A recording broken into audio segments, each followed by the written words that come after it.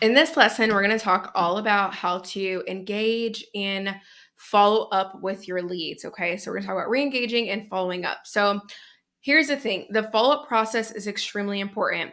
Speed definitely matters with your follow ups. Okay, and long term follow ups will bring you in so much revenue over time. I think people forget about this process, and I did for a long time.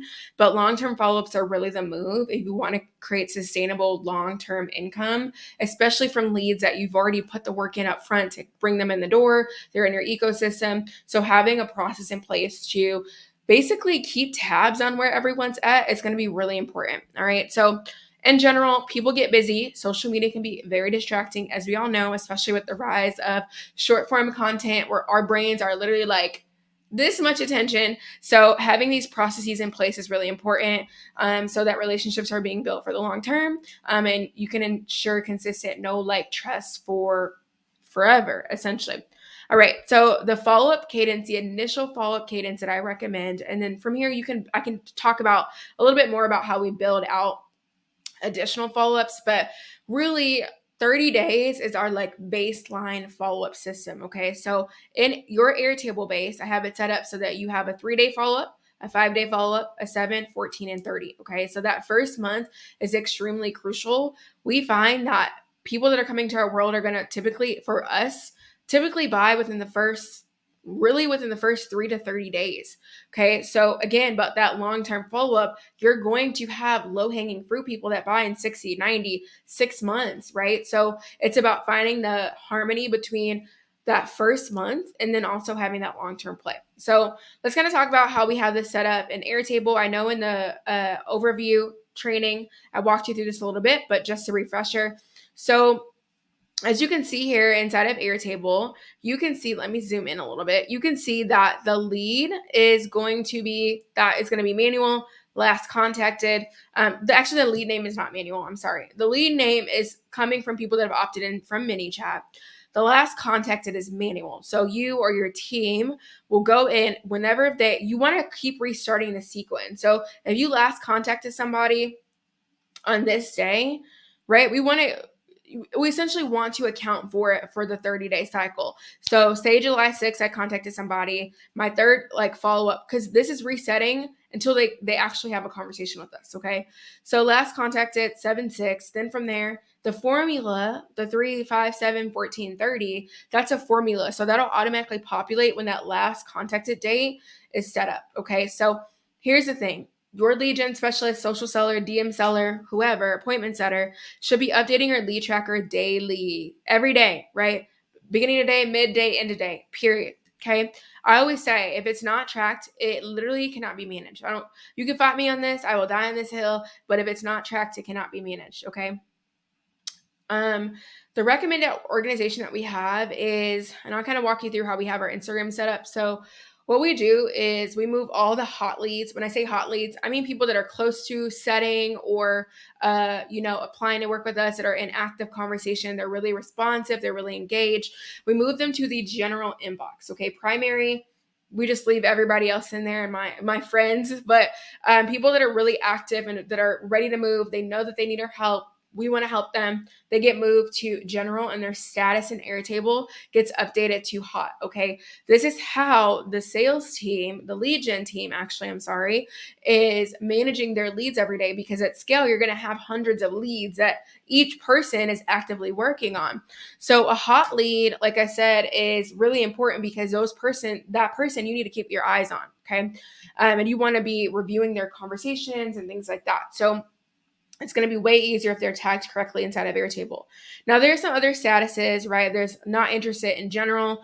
General is just going to be anybody that's just maybe they're brand new coming in, etc., and they just got assigned. That's where you're going to default to put that new lead, okay, inside of Airtable until they're either hot or not interested. We don't really want too many people in general. We want them on fire for us, right? Or we don't want them interested. It's all or nothing over here, okay?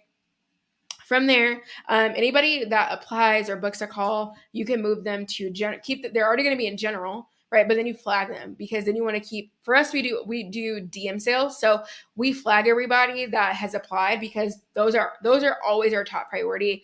If you have people book calls, you can flag them too so that nobody's going back in and following up with them if they've already booked. But yeah, that flag is really important. They're going to be in general. Okay. So that's how we keep it organized. And you can also be really fancy if you want. You can color coordinate the chats and things like that. We don't do all that right now, but if you want to do that, that is another way that I've seen people do that and be really successful. Okay, so this is what the priority status is. Again, your lead gen team needs to be updating this for every lead. No lead should not have a priority status. Period. Okay. Now let's kind of talk about some follow-ups and examples. So obviously they're on a cadence. So you can go in, and even if you want to go into Airtable and change their view by 3-day follow-ups, 7-day follow-ups, 14-day follow-ups, you can do that. I didn't set it up like that. I didn't want to go too crazy with your Airtable base, but you can just go in at Airtable and set that up yourself.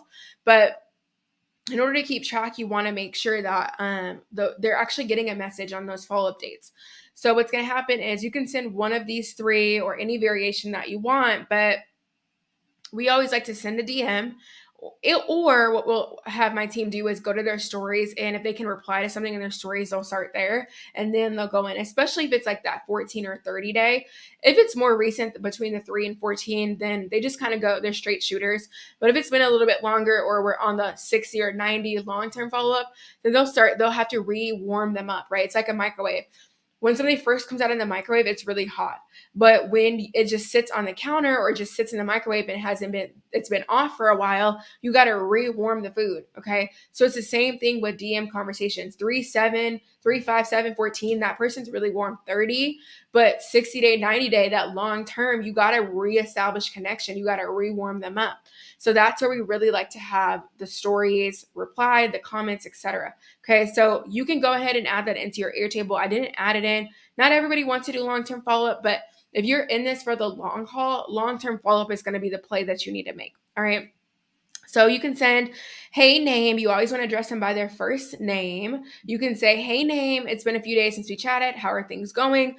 Right? Don't be weird. You don't need to be weird about it. Like, they know that you are a coach, whatever type of coach you are. You know that the other day they opted into a lead magnet. You know that the other day you guys were talking about them, whatever goal that they have. They're not smart. Okay. They know why you're there. So don't make it awkward and be like, oh, just seeing how you are, like, awkward. Like, just be straightforward. Like, how are things going in your business? How are things going with your weight loss? Have you found any, like, what are you working on? What have you thought about since we last spoke? Right? Things like that. You can also say, I was just thinking about you, and I know when we last spoke, you were really focused on figuring out a diet that would work for you. Would love to hear back on your thoughts. Okay. Or you could say, hey, what's new? It's been a couple of days. How's business treating you? How's your health and fitness treating you? I saw that on your story the other day. You went on a walk. Like, that's huge. Right. So you want to not only encourage them, but like, show them that you care and that they're a human to you. They're just not another number. Okay. That's really important. So these are 3 examples. Feel free to, like, when you're building out your workbook for your team, feel free to add on a bunch more here, but I just want to give you 3 examples of ones that have worked really well for us. Now, again, I put these back in here. This was in the last training, but these are good follow-ups. If they've like ghosted you or anything, you can send these actions, messages, things that you can send to get them to respond. As well. Okay. So when we're doing these follow-ups, I need you to remember this. So don't focus on, well, nobody's responding. Okay. If you got 10 opt-ins and only 2 responded to the bot, but they're actually responding, focus your energy on that, right? Because you only need 1 to close, 2 to close, 3 to close, whatever your revenue goal is.